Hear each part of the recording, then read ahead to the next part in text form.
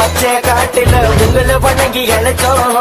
இந்த உச்சி நேரத்துல பச்சை காட்டுல கனிய பொழந்து கொடுத்தோம். இல்லையே இரவும் பகலும் காவல் காத்து உடம்பி இறங்கி வாக்கு கொடுத்து அழைத்து